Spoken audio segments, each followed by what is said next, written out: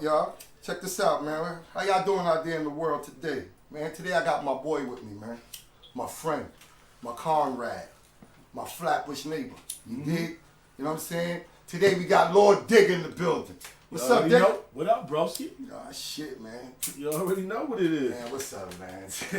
It's been a while. I'm just about We've to say, been trying to get this shit together. We've been fucking crossing paths. Okay. Let the people know. Let the people know. Cause a lot of people like it wasn't on you. Okay. A lot was on me too. So we finally got it together. I'm here. There's no need to even. I mean, it is a need to talk. We gonna talk, but say less. We ain't even gotta say no more. All right, what happened. We here now, bro. All right, fuck it, man. Shit, let's get straight to the gusto. You know what I mean? This is We Are Flatbush. Yes, sir. CIRCA 19XX podcast. We are Flatbush, nigga. All right. I'm a part of this. I'm a part of the culture, the Flatbush, everything. You understand? We are what we say we are. That's why I'm here. I wouldn't be here if I wasn't. Just because I'm his fucking boy and all this other shit, if I didn't have something to talk about and have a story to tell, I would not be sitting here. He would just pass me on Flatbush in the junction, we'd slap it up. I'll give him some butter or whatever, and we'll keep it moving. But other than that... And we smoking on a good butter right about now. We smoking on some good... I don't even know the name of this shit, but it got me high already. On my that's some straight L train. That right there is... what the fuck I gave you? I don't even know. Yeah, you gave me something, but it got me high on my fourth pull already. This shit is fresh. And it's fresh. And it's fresh. Straight from Michigan. My nigga Mario L Train. We working together. That's my fucking fam and shit. But I think that's Alien Crump. Give you Alien Crump. Shit, so you got Alien Crump, right? I'm in a space right now. Fuck that. Shit. Yo, before we get into all this weed stuff, cause you know what I mean, we about to talk to my boy right here about all the weed, cause you're a weed connoisseur. You know about all the weeds and all of that. But like I said, we on the We Are Flatbush platform today, and we gonna start it off. We gonna tippy toe through this shit right here. We ain't gonna skip over no nothing. We gonna tippy toe through this shit. All details. All right, so boom. Where is Lord DIGGA from? Where did you start from? Originally, yes. I was born in Miami, Florida. So my mom's had moved to New York, and I was living with my grandmother, so I was down there. So the music scene and all that shit early, we talking about 70s, mid 70s, going into late 70s. So my mom's is up here. So what I used to do, I used to come up for the summer. Okay. In anticipation of staying. But once I got up here and shit, I was like, yo, fuck this shit. It's like tall buildings and houses. I can't see shit around me. There's no grass. Niggas is playing in sandboxes.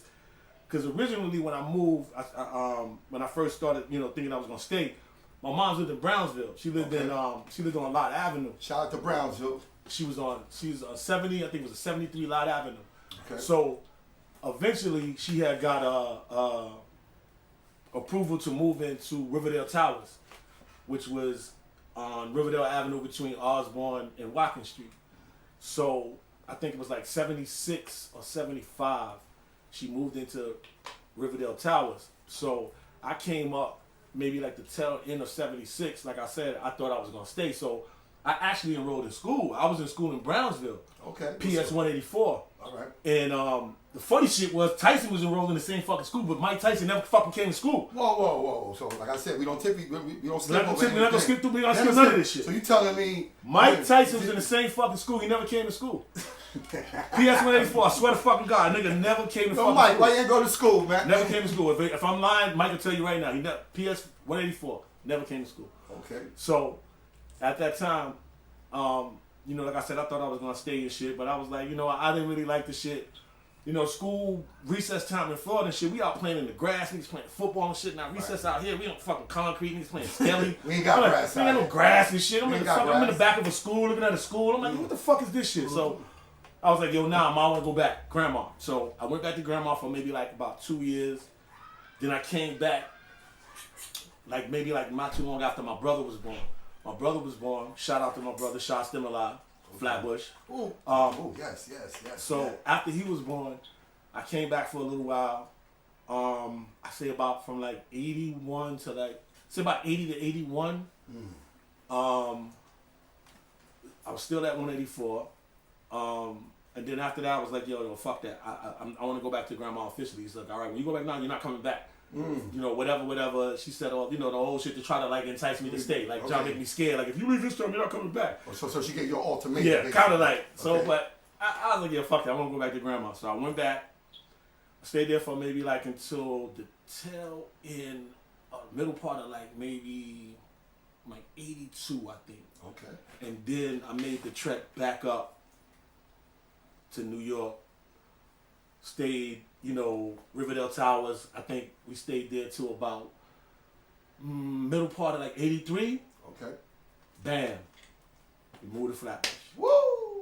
You heard what he said. He came to Flatbush, 83. Now this where it starts. This is where it starts. 83.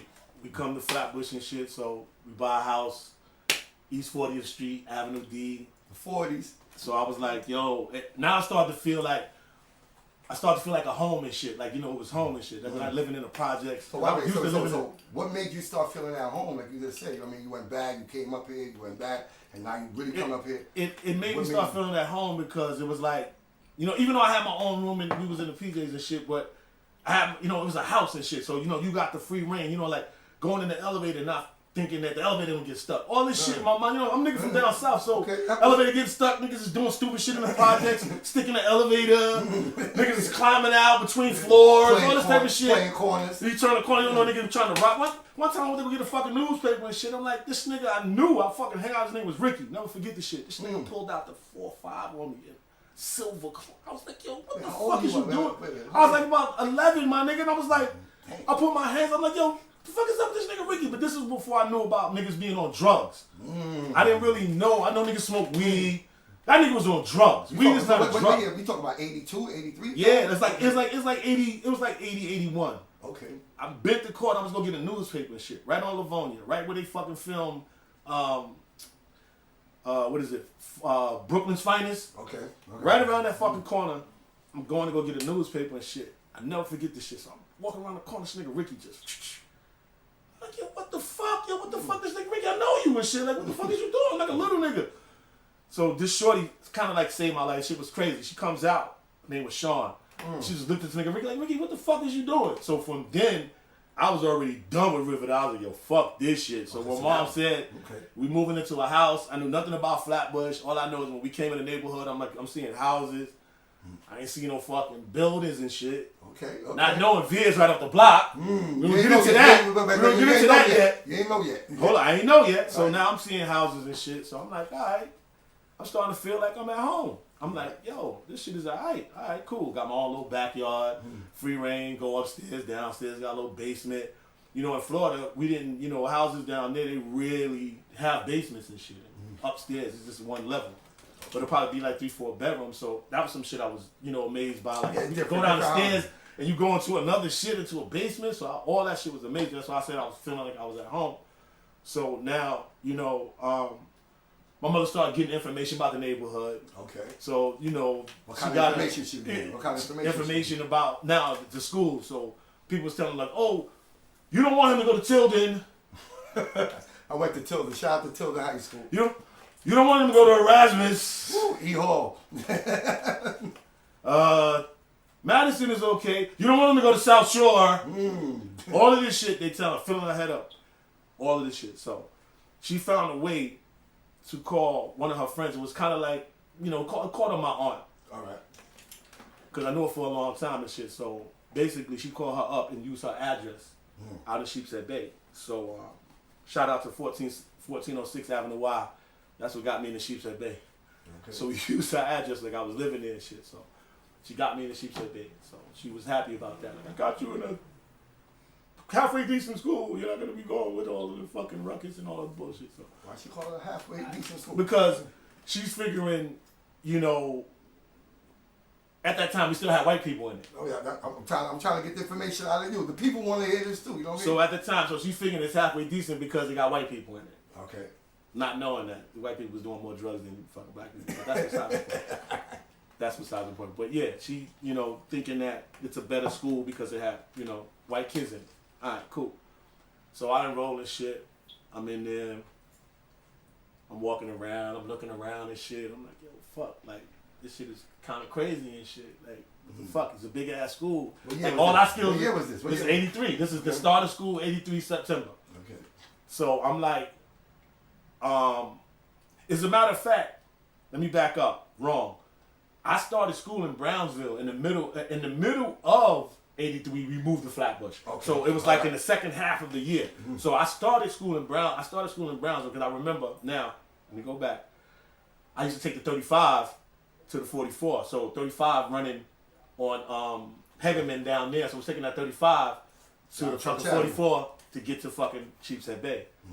So before that shit, you know, I joined the football team, all of that shit. Niggas like, yo, dude from Florida, yo, you know, you play football. I'm like, football, you know, we grew up on that shit. So boom, football team. A lot of kids down south playing football. Fast forward to now, boom, middle part of 83, we're in Flatbush. Right. So now I'm rolling around, you know, new neighborhood, B.I.G bus right outside, fucking less than fucking 100 feet, Avenue D bus.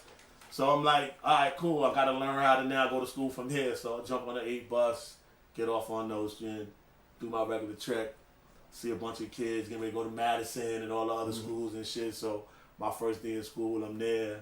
I'm walking around. I'm like, yo, the shit is amazing to me. Schools with 3 floors. Florida, I think we had 2 floors. Right, I'm about to say 2 floors, like the ground floor, second floor. So now 3 floors. I'm like, this is a fucking school. This shit was amazing to me. So get in, you know, first year. I'm trying to make my way. It was a little bit easier for me because of the sports shit. Okay. You know, the football shit kind of helped me find my way by being on the team, you know, because they respected niggas that play sports, whether it was basketball, baseball, football, running track. So at the time I was playing football and I was running track. So went through that little phase. My first year, you know, in the Bay, I was learning my weight. I was a motherfucking receiver. So all I did was just run past niggas and catch balls. So they switched my position to quarterback. So my first year, I was trying to find my way. I didn't know whether to run or pass. But why would they do that? Because basically, at that time, I think, you know, the coaches felt that I was one of the better athletes on the team.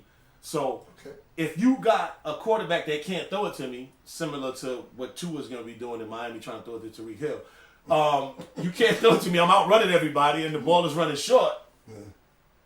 You can't throw it to me. So now he figured out a way. What I did, I fucked up.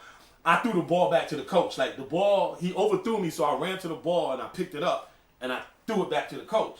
Right. So now when I draw it back to the coach, he stopped me. He said 2 things. He said, 1, you run the ball back. 2, tomorrow you work out with the quarterbacks. So that's how it started. He was like, you're not going to be a receiver no more. You're going to be a quarterback. So just like that? Just like that. Okay. From 1 throw. I don't know. He must have saw something in it. I don't know. He was like, yo, you're going to work out with the quarterback. So he switched my position. So now I'm on JV, doing my thing, still trying to find my way. So now next year, 84, boom. I'm the fucking starting quarterback, varsity. In Sheepshead Bay? Sheepshead Bay. Okay.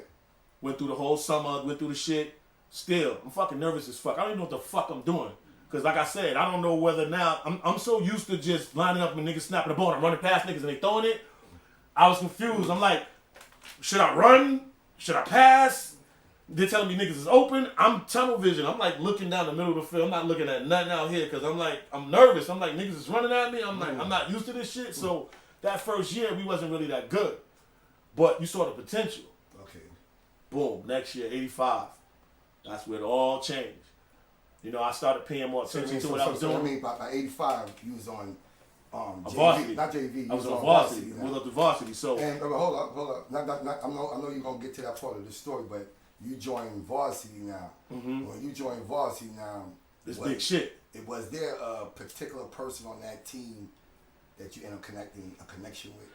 No, that was actually the year before. The year before that, Duval Clear, better known as Master Ace, was on the Sheepshead Bay varsity team. Okay. So, you know, through that year, being that we won a team, we're kind of like, it's like a camaraderie. So, you know, the JV team, the varsity team. So we kind of like a unit. Because basically everything we're going to do on JV, we're going to do on varsity. So. Right.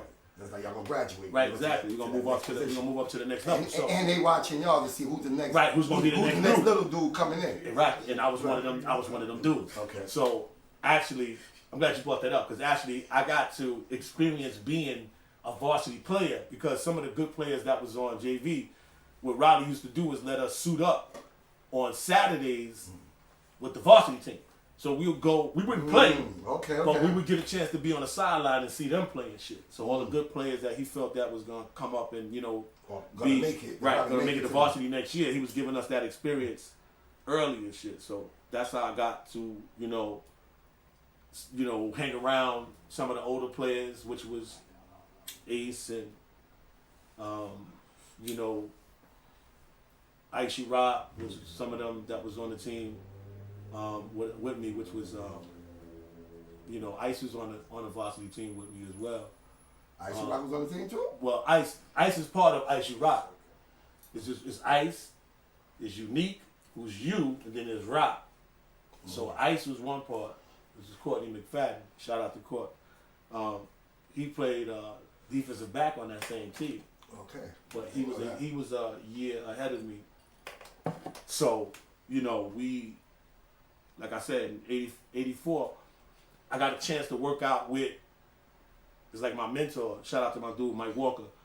We did a lot of working out during that summer of 84 to get me ready for what was going to come in 85, which was me being a starting quarterback and shit. So a lot of people didn't know I did a lot of working out with him. We used to be in Marine Park, just throwing till my arm was dead. Okay. I remember one time my fucking arm, that shit felt like my shit was going to fall off. He's like, throw another one. Let people know who Michael Walker is. Yo, Mike Walker, he's a fucking genius. He was the quarterback, senior quarterback for Sheepshead Bay. I got a chance to, watch him and see a lot of stuff. And he later graduated and ended up going to Delaware State University.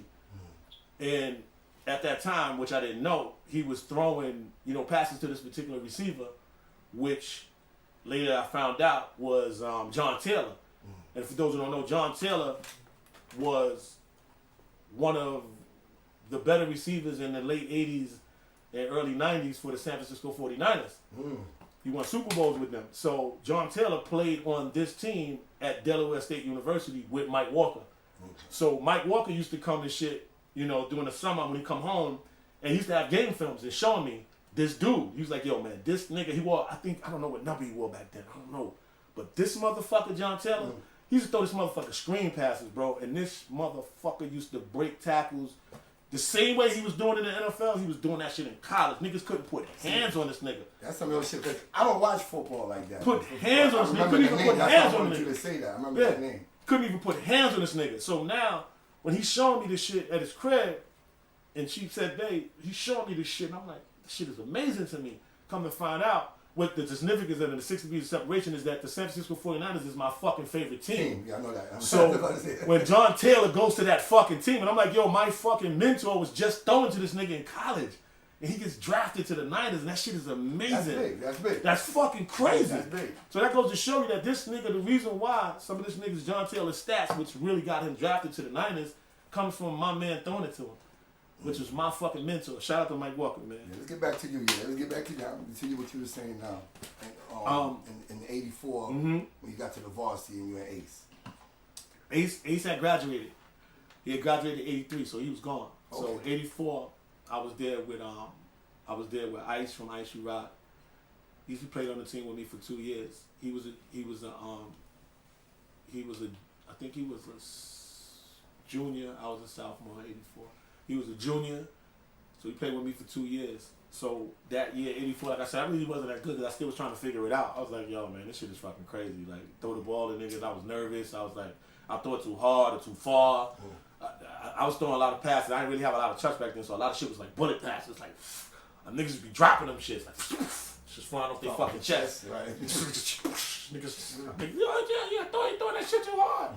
So I had to, that was all '84. So that was all like a trial period. Like me learning the shit that I had to do. Like I said, I think we finished like 5-5 or some 6 or 4-6 in or some the shit in the league. We just missed the playoffs '84. So now, like I said, the '84 summer, going into '85 or the '85 summer going into now the new school year, I worked out with Mike Walker. So I was pretty much, you know, learning what passes I should throw and what velocity I should put on what passes, throwing to the sideline, post patterns, out patterns. We was working on everything during the summer. So that shit just got me really, really pumped to like for 85. So 85 season comes in.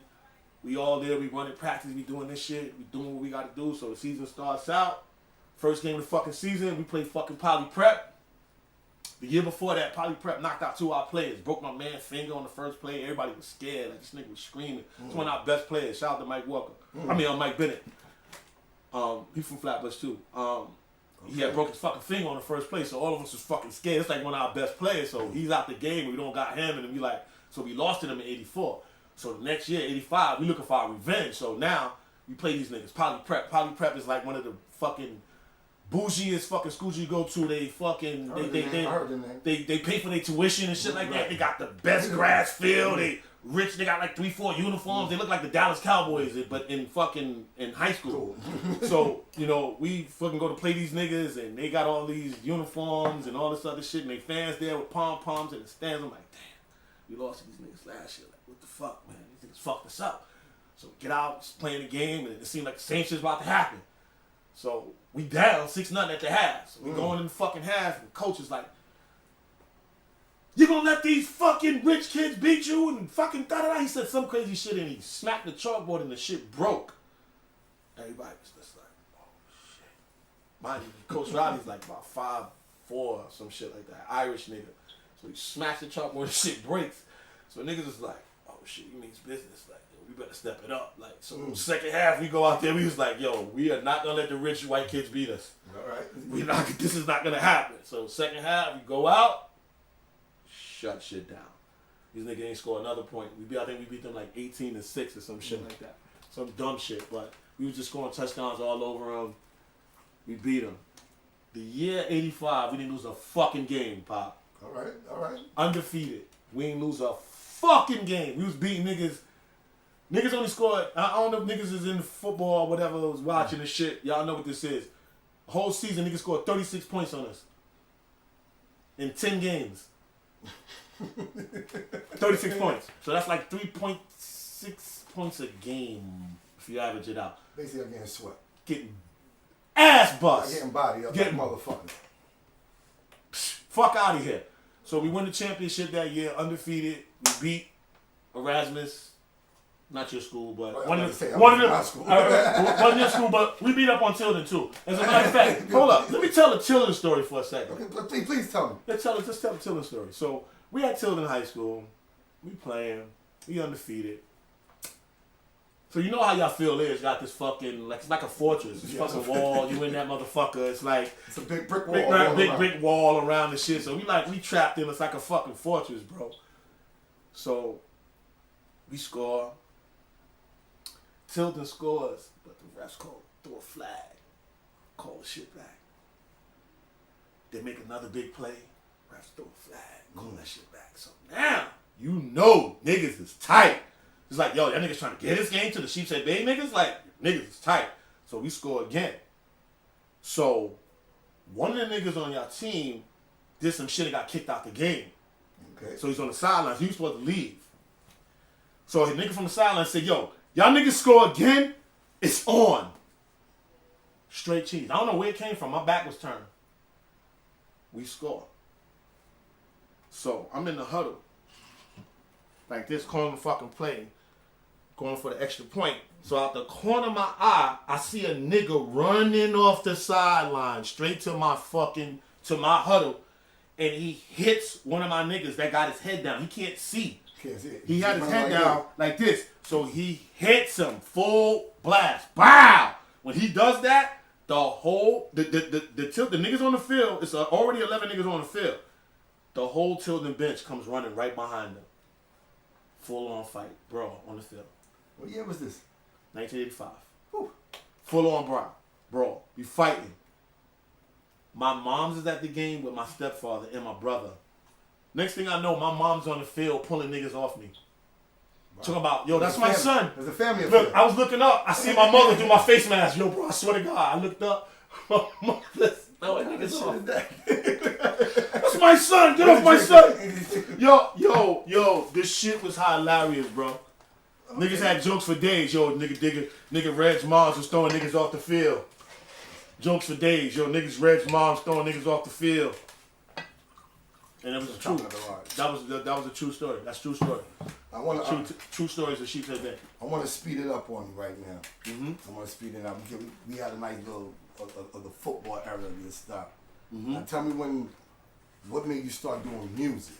What made you start doing music? And that was your next step. Right. Of your success. After the football. After the football. You know, people say, yo, you gotta have something to fall back on, like don't put all your eggs in one basket. Okay. All right.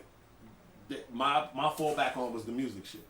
So when I got to New York, I already know this is the birthplace of music, rap, rap, I should say. So always in my mind, ginger ale too, right?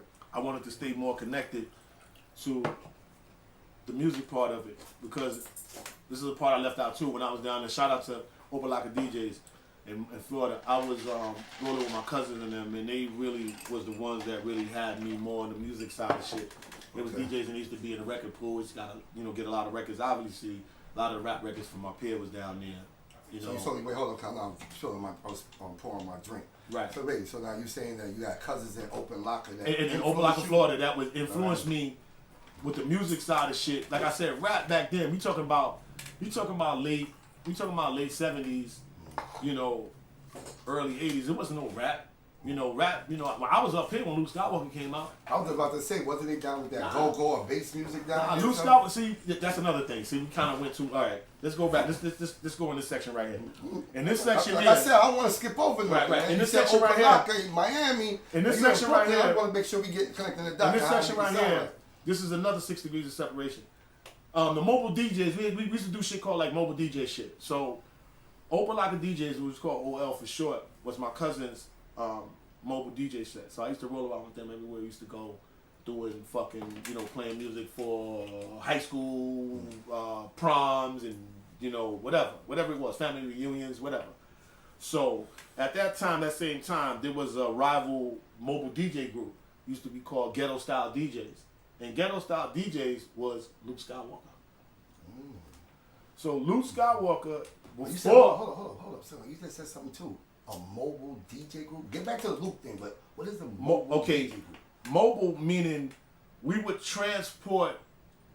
You ever see when niggas set up and they have the big ass woofers and the big speakers and the big cabinets and shit like that? Okay, my cousins, we had an actual truck that we would pack all that shit up in, the console, everything, speakers, tweeter boxes, and go drive to say like storefronts. And we'll have a permit and say, to the store owner, yo, look, we would like to play music at your store, da-da-da. We have a permit to be out here from such and such a time to such and such a time. So, say like right now, summer day, well, it ain't really summer now, but in Florida, it's fucking like summer. We'd be in front of a fucking store, setting up shit, playing music, and it'll draw a crowd to come to the store.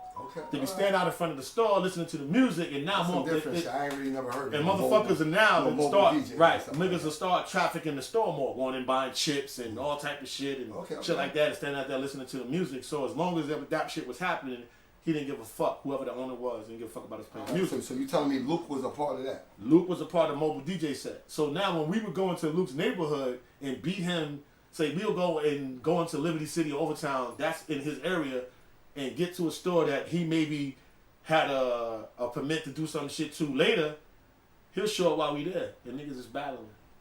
Ghetto Style DJs is on this side, Opalaka DJs is on this side. Oh, okay. So whoever got the loudest motherfucking set is gonna bang out. So if them Ghetto Style DJ shit is louder, it don't matter. Your shit is a rap. Nobody ain't even hearing your shit. They just made you shut your shit down. Okay. So that made you start to get into music. Right. So when they was getting a lot of the record pool shit records, a lot of shit was coming from New York. Enjoy label, damn, I can't remember. Whatever the labels was back then. Sugar Hill Gang, the Sugar Hill label, all that shit. We was getting a lot of Select. A lot of that shit was coming, from the record pool. So I would see a lot of that shit, listen to a lot of that shit, and get in tune with it and be like, yo. So now, another time when I was down there, my mother actually sent me a record of what would be considered the first rap group, which was Shit, the Hills Gang? No, King Tim the Third. Shit. King Tim the Third. She bought me the record, and it was a 45. I'll never forget the shit. She was like, "This is what's going on in New York, rap," and it was King Tim the Third shit, and that was my first shit that I was really like listening to on some rap shit in Florida. Never heard of him. So boom, now that influence when I got here, I wanted to find a way that I can be a part of the shit. Okay. Not hip hop. Part of hip hop, be a part of the culture, because this is New York, so it's like, yo, this is the birthplace though. What better place to try to be a part of the shit?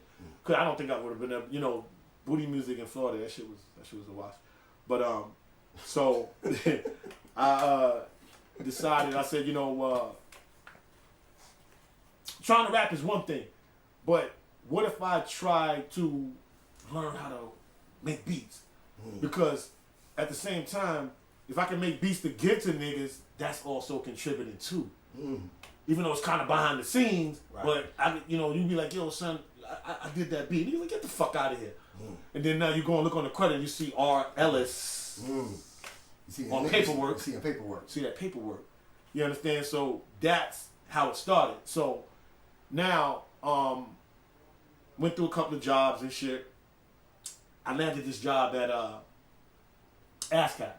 Okay. And this is how I met my fucking partner. Rest in peace, Norm Glover, Witch Doctor for life, Blues Brother. You gonna get to Norm in a minute.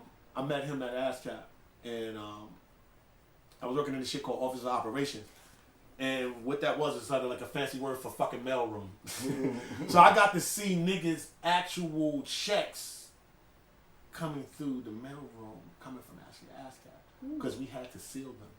So let the people know, ASCAP is a place that when you sell your record, I mean, if you're an artist, this is how you get your money. Is that if I'm correct? Right. All right. ASCAP, BMI, CSEC, publishing, they have them publishing and writers and all that. You have commercially packaged product, meaning things to sell. You want to register with one of those three. I don't know if it's another one or not, but at the time, we were working at ASCAP, and the mail used to come through, and the envelopes wasn't sealed. So I started looking at some of them shits, and one of them I looked at was Coogee Rap. And I saw royalty shit, how much money. I was like, how much was it? That shit was like 8 G's. At that time? At that time, that was 8 G's, that particular check. But niggas get checks every 3 months. Right. So that one was 8 G's, and I was like, alright. I look like some bread, whatever. I don't know at the time. I'm still not knowing what this is for, in the sense of not knowing now. Publishing, writers. I didn't know none of this shit. Okay. So, but reason working at ASCAP, I started learning shit from the inside first. Okay. So now I'm learning shit from the inside. Learning what writers did. Because I started going to the workshop. ASCAP used to have workshops. I used to go to the workshops and listen in on shit. Writers and 50% of this and 100% of that and shit like that. So I started learning shit on the inside. So as I worked there, Mr. C said he had a homeboy that worked there too, which happened to be Witch Doc. Okay. We worked in 2 different departments. He worked in the index department, and I worked in Office of Operations. So I went there and I met up with him, and he was already on the track. Witch Doc already had a group, dominating 3 MCs. He's already producing. He was doing a lot of shit already. So this nigga used to have fucking tapes on him. So niggas like, yo, play these tapes. We used to go to lunch right across the street from One Lincoln Plaza. It was this shit called an atrium or some shit over there, and we used to go over there and have lunch. And a nigga used to bring tapes. I used to be listening to the shit, and then that's when I got the idea. Like, yo, show me how to do this shit. I want to learn how to produce. Like, the rapping part was one thing, but I want to learn how to produce. So, that shit happened. We formed that connection, but at the same time, I was already working with Ezo. So now me and Ezo was working on the rapping part because FLATBUSH, he's FLATBUSH. So shout out to Big Ezo. Right now we still working to today. So it's like working billionaires right now. So shout out. So we started doing shit. Come on, dog skin Ezo. So we started doing shit, working on actual demos and shit. But me and Norm started working on making beats. Okay. So I already had, both sides kind of like working at the same time. But, the rapping part, I didn't know nothing about no bars, none of that shit. I was just rapping.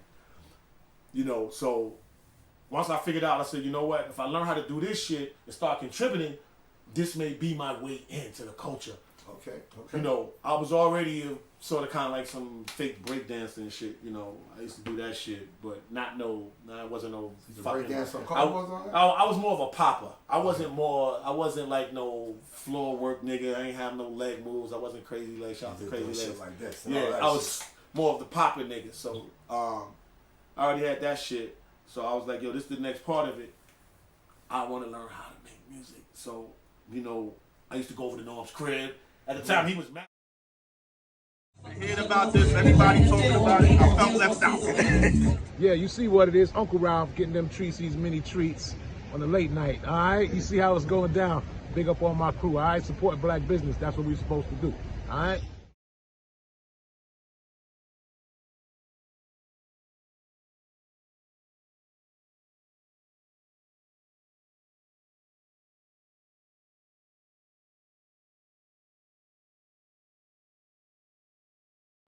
So kind of beat. He had the EPS plus 16, and you know, we had a lot of stuff on that, a lot of stuff that he was just sitting on, bro. I was like, yo, bro, what are you doing?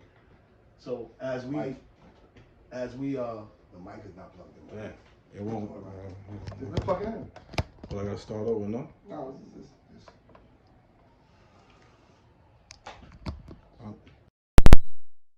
yeah. So, right. You know, as I'm watching him construct shit, you know, it's hard to keep shit quantized. Anybody that had those machines, you know. And them shits used to crash a lot too, so we used to try to hurry up and try to work it. We used to work in pieces sometimes. We would get a drum pattern down. You'd be like, yeah, you try it. Now, get the shit down and then we'll save the shit. Because them shits used to crash and they used to get hot. So we learned that shit real fast. And that's one thing one thing before you go any further. One thing I used to like about you when you used to make beats is your drum pattern. Mm-hmm. Your drum pattern was like insane to me. Like the way you used to like it used to be crazy. The thing with that was I knew that drives everything. You can have an ill loop, but the drums is trash and this shit don't come through. The snare's not. It don't snap, the kick don't punch.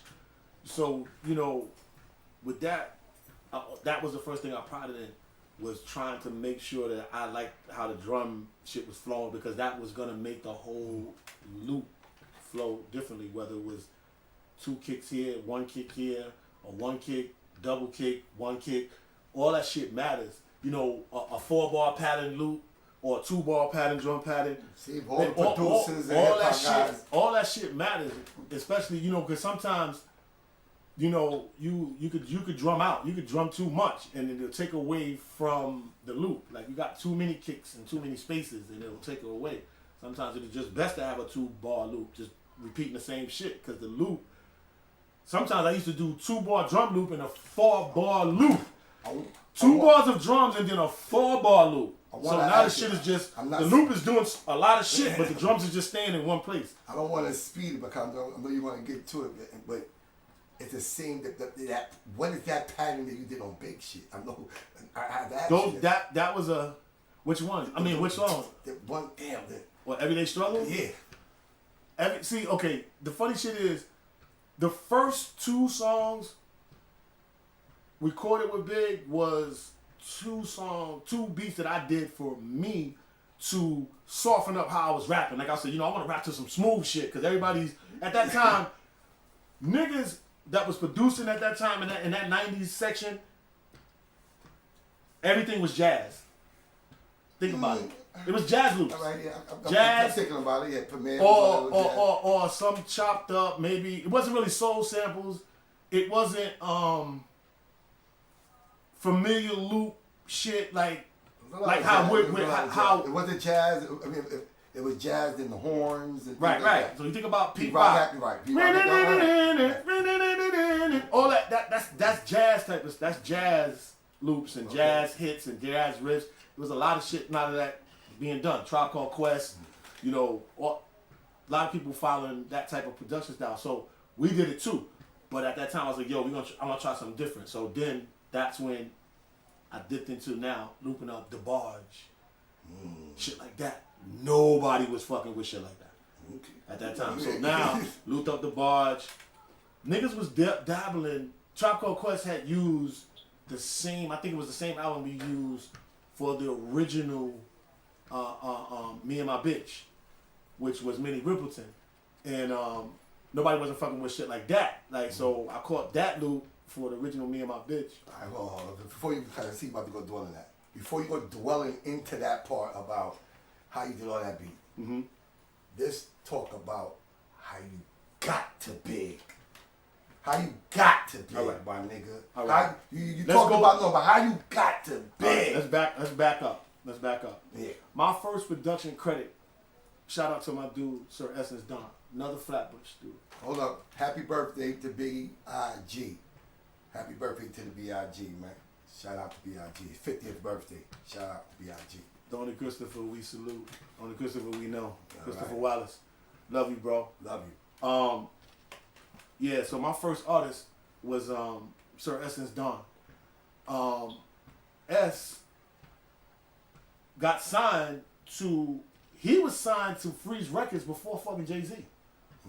Freeze, I think he was their second artist that they signed. Freeze Records was being distributed through Priority at the time. So what happened was we had started working on some demos and shit, and shout out to my dude Frank Donalds. He was sort of kind of like trying to manage S, and he was, managing and, just doing a lot of stuff at that time. We decided to go to the Source magazine and take what we did up there and try to get into Unsigned Hype.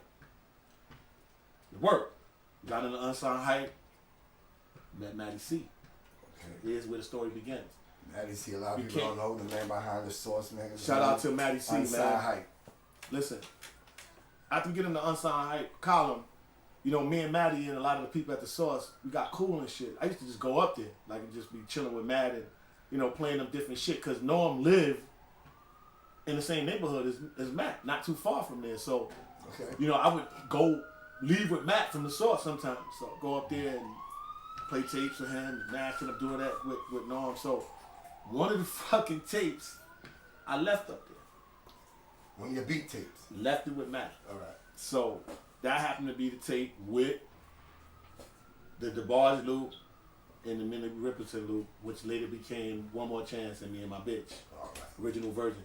So one day I get a call from DJ Mr. C. This is a part of the story that always gets fucking left out. And I get mad as fuck. Okay. Niggas be always want to take credit for shit, but this is the real story right here. Talk your talk, man. So I get a call from Mr. C because he gets my number from Master Ace. He calls me in verbatim. He says, yo, how do I get into the Unsigned Hype? How do I get an artist into the Unsigned Hype? And I'm like, because you're the only person I actually know physically that was in Unsigned Hype. Okay. So how do I do that? And I was like, yo, my man, Matty C, who's now me and him is like this, I know him. So, I could put the word in for the artist. Unbeknownst to me, it's fucking big. I don't know. I didn't know. I had no idea. I had no idea who the artist was. He said, yo, look, I got this artist. I'm going to try to get him in Unsigned Hype. Didn't know it was big. So at the time, I just told Matt, I know the dude that Mr. C is trying to get in Unsigned Hype. So he was like, yo, you know him? I said, yeah, I know him. You know what I'm saying? Mr. C, we talked about this before, so I'm vouching for Mr. C, because Mr. C don't know nobody at the fucking Source. Okay. So I'm vouching for him and told, Matty, yo, I know Big. I know him, but I didn't even know who the artist was. I didn't even know his name, bro. I swear to God. So now, on the strength of that, he listens to it. You gave it an ear. He gave it an ear. He listens to it. Likes what he hears. Boom. 6 degrees of separation. Puffy went to school with Matty at Howard. Oh, wow. I didn't know that part. I didn't know that. 6 degrees of separation. He went to school with him. So now Puffy's making his way through doing what he's doing. You know, me and Matt don't get a lot of. He don't get all the credit he deserves. It was me and Matt. We did a lot of lead work. I used to do a lot of shit with Matt. He used to be at NYU when he was going to school. I used to go to his class and shit and talk to students and do all type of shit. This was early shit. His credit. He don't get enough credit. Matt is a real fucking love you, Matt. Yo, so you know that shit happened. So he does the move, skips, bong, puts Biggie in unsigned hype. So after the buzz starts buzzing, he takes the next move. Him and Mr. C go and see Puffy. Okay. So that's how it happens. So now Puffy's interested. Jesse offer him some money, hold him down or whatever it was. So Matty hits me up and says, "Yo, I gave the tape to your boy." I said, "You gave the tape to my boy? Who's your boy? Who's my boy? Who's your boy? Big. I gave the tape to Big. He wanted 2 beats on the tape." I said, he wanted 2 beats on the tape? He said, "Yeah, I gave him the tape." All the while, he's still thinking that I know him. Like I don't even know him. You know what I'm saying? So it's like this shit was bugged out. So he gave him the tape, which later became One More Chance and Me and My Bitch. So the whole while he still thinks I know Big, and I ain't even meet him yet. So after he takes the shit, somehow Big gets my fucking number. Big calls me and said, "Yo, I want them 2 beats on the tape." Yo, I said, "Them shits ain't even finished. I don't care. I want them." I swear to God, yo, I was on the floor. Okay. See, all right. Unbeknownst to me, not knowing what the fuck is gonna happen next. I'm not knowing. So we gotta go to the studio. You know, we going. It's a laying session. Everybody that's doing shit for Big, we all come into the studio and we laying all the tracks behind each other. We all had a time slot. Give us that vision, like what it was like. What young producers was getting that Big today right now? Who was it? Well, we were at this studio. I don't know the name of it right now. I forgot. It's somewhere like right off Broadway in the 20s. We were there laying down shit in a small room, and in the next room over on the side was Mobb Deep, and fucking Havoc came in, and said what's up and shit like that. We spoke for a little while. Busta Rhymes actually worked at that studio too, but he was working in a bigger room, but he wasn't there that day. That's another Flatbush. So he wasn't there at that time. But I wasn't really focused on too much of the other shit. I was just, it could have been other motherfuckers that was there, but I was just focused on what we was, just at that moment. I ain't saying I was some groupie shit. Oh, yeah, I'm just saying, like, the atmosphere, definitely. like, Definitely. how it was, is it? Yeah, the shit was like, yo, bro, like, the shit was amazing to me. Like, it goes from, unsigned hype until now we working with this artist that niggas is, You was working on the artist at the time. We don't know who it really is. Right. We don't even know what's really going on, but I'm just, fuck. We are Flatbush. Shout to Sticky Fingers. Straight original Flatbush bad boy you're dealing with, you hear me? East St. Teep, Cotillia Road. You already know Albemarle. You know what we do, holla.